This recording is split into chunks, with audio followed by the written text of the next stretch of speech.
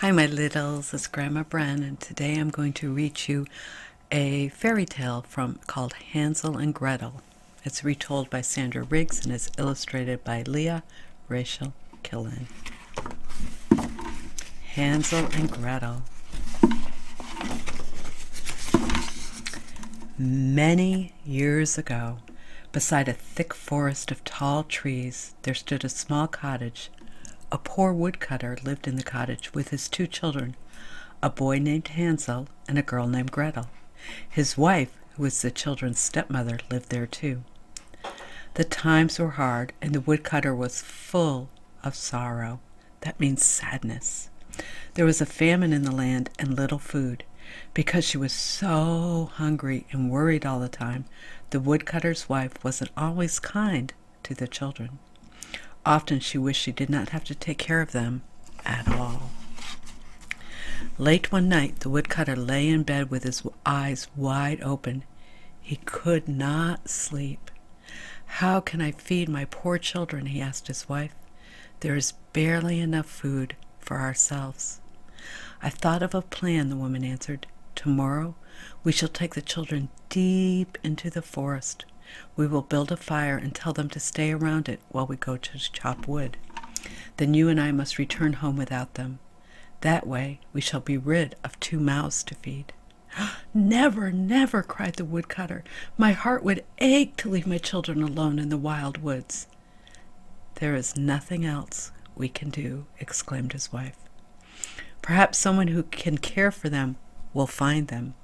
And so with great sadness, the tired woodcutter finally agreed to her plan. Now Hansel and Gretel had heard every word their stepmother had said. "Oh, Hansel, what shall we do?" Gretel cried. "We must not give up hope," whispered Hansel. "I have an idea." Hansel waited until his father and his stepmother fell asleep. Then he quietly put on his coat and tiptoed outside. Scattered about the yard were smooth white pebbles. Hansel filled his coat pockets with the small stones and slipped back inside the cottage. In the first light of morning, the children's stepmother came to their room. "Wake up, lazy bones," she said. "Today you shall help your father with the woodcutting." Saying little, Hansel and Gretel got ready to go to the forest. Their stepmother gave them each a piece of bread. Gretel put both pieces in her apron pocket because Hansel's pockets were full of the pebbles. The 4 of them went into the dark woods. They walked for a long time, while between towering pine trees, Hansel stopped to look back many times. "Why do you keep looking back, Hansel?" his father questioned. "You are not keeping up with us." "I am saying goodbye to my white kitten," Hansel said. "It is sitting on the roof of the cottage." "Nonsense!" cried his stepmother. "That is only the white bricks of the chimney, you see." But Hansel had not been looking at his kitten. He had stopped each time to take a pebble from his pocket and drop it on the ground. Hansel and Gretel followed their father and stepmother to the middle of the forest. There the woodcutter made a fire. Soon orange and yellow flames were burning brightly. "Stay by the fire to keep warm," their stepmother said. "Your father and I are going to cut wood. Later we shall fetch you to help us carry it." The children sat by the fire and watched the flickering flames. "The fire is dancing on the logs," Gretel said. "I think the flames look like dragon tongues," Hansel answered. Time passed, and the fire burned low. When they could no longer bear their hunger, Hansel and Gretel ate their bread. Then they moved closer to the fire and waited again. The logs burned into small black lumps, and soon there were no dancing flames. The children fell asleep. When Hansel and Gretel woke, it was night. A full moon glowed high in the dark sky. Yet their father and their stepmother had not returned. "Look, Gretel," her brother said. "Do you see the white pebbles shining in the moonlight? They will help us find our way home." Hansel led his sister along the path of pebbles he had dropped. The children walked for many hours through the shadows of the forest and were often frightened by the strange sounds of the woodland animals. But they comforted each other and went on. The dark of night slowly turned to the gray of dawn. At last Hansel and Gretel returned to the woodcutter's cottage. When their stepmother saw them, she was filled with surprise and guilt. But she scolded the children for spending the night in the forest. The children's father was filled with joy to see them, and he hugged Hansel and Gretel warmly. A few nights later, Hansel and Gretel again overheard their stepmother speaking to their father. "Oh, husband, all we have to eat is half a loaf of bread. We just cannot feed the children. They must go." "I do not know what to do," the woodcutter replied. "Let us leave the boy and the girl in the forest again," she said. "They shall have a better chance there than in this cottage with its empty cupboards." It was with a heavy heart that the woodcutter again agreed. "I fear this time we shall perish for certain," Gretel said sadly. "Don't worry," Hansel said. "I shall go now and collect pebbles as before." But the stepmother had bolted the door, and Hansel couldn't get out. The next morning the stepmother awakened the children quite early. She gave each child a small slice of stale bread. Hansel put his bread into his empty coat pocket. Later, as he trekked through the woods with the family, Hansel crumbled the bread and dropped crumbs on the forest floor. "Hurry up," the woodcutter called to Hansel. "Why do you stop so often?" "I see a beautiful white dove on the cottage roof, father. I am saying goodbye to it." "Such foolishness," said the stepmother. "There is no dove. What you see is sunshine on the chimney." She did not notice the crumbs, so Hansel continued, leaving a trail of them behind him. After a while, the four stopped walking. They were deep within the forest, where the trees were old, the ground was littered with dead branches, and the air was cold. Hansel and Gretel had never gone this far into the forest before. The children helped their father make a fire. "Wait by the fire," their stepmother said. "Your father and I shall return this evening to fetch you." Again Hansel and Gretel huddled in front of the fire.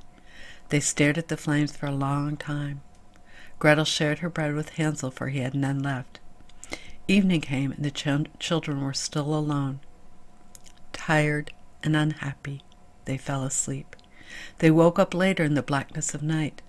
"The moon is rising," Hansel said, "and we shall be able to see the breadcrumbs." "Oh, yes," exclaimed Gretel, "and we can follow the trail of crumbs home."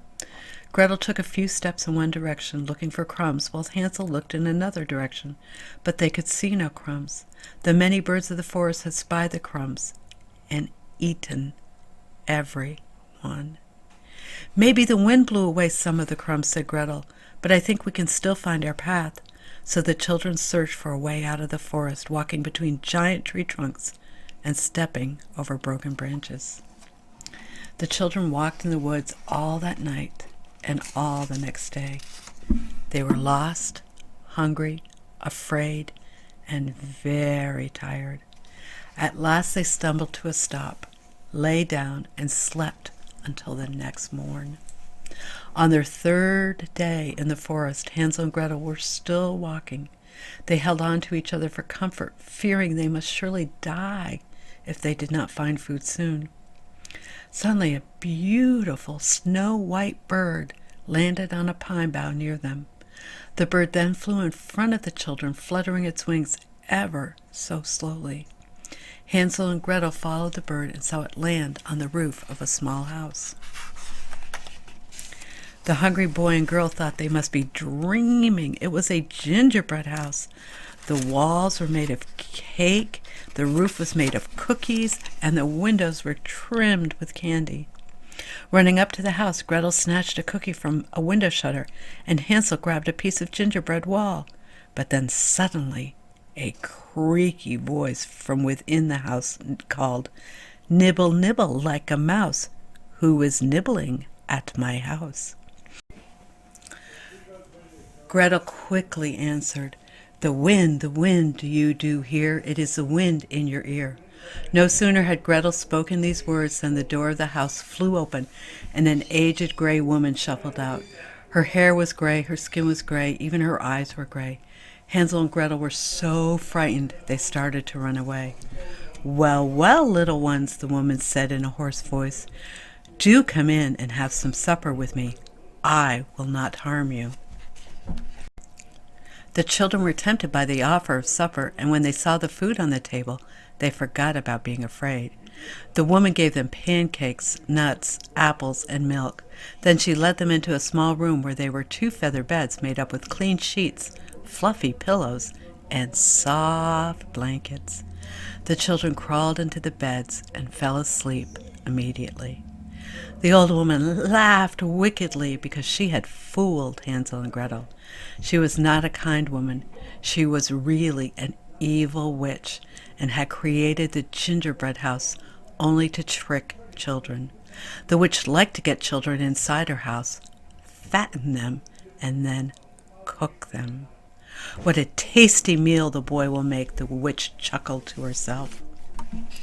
The next morning, the woman went to Hansel's bed, grabbed his arm, and dragged him outside to the chicken coop. Then she shoved him into the coop and locked the door. Hansel yelled as loudly as he could, but the witch just snickered. Gretel had heard Hansel's screams and had run out of the bedroom. The old woman shrieked at her, "Go fetch a bucket of water from the well. I want you to cook for your brother and put fat on his bones. Then I shall eat him." Gretel felt her heart would break, but she did as the woman ordered. The unhappy girl cooked food for Hansel every day and carried it to the chicken coop. And every day the mean old witch crept to the coop and peered at Hansel with her small gray eyes. Her eyesight was poor, as was common for witches. Hansel noticed this right away. "Hold out your finger," the woman would shout, "and let me feel how fat you are." Hansel would hold out a chicken bone, feeling the bone and thinking it was the boy's finger. The witch wondered why he was not getting fat. After several weeks, the witch decided to eat Hansel anyway. "The boy is still skinny," she said to Gretel, "but he will be a sweet treat nonetheless. I shall have my feast tomorrow. Go, scrub the pot." With tears filling her eyes, Gretel scrubbed the huge black pot. "I wish we had never found this terrible house," she sobbed. "Be quiet," the witch snapped. In the morning, the wicked woman poked Gretel to awaken her and told her to fill the pot with water. As she lit the fire, she cackled. "I shall cook your brother in boiling water, but first I shall bake bread.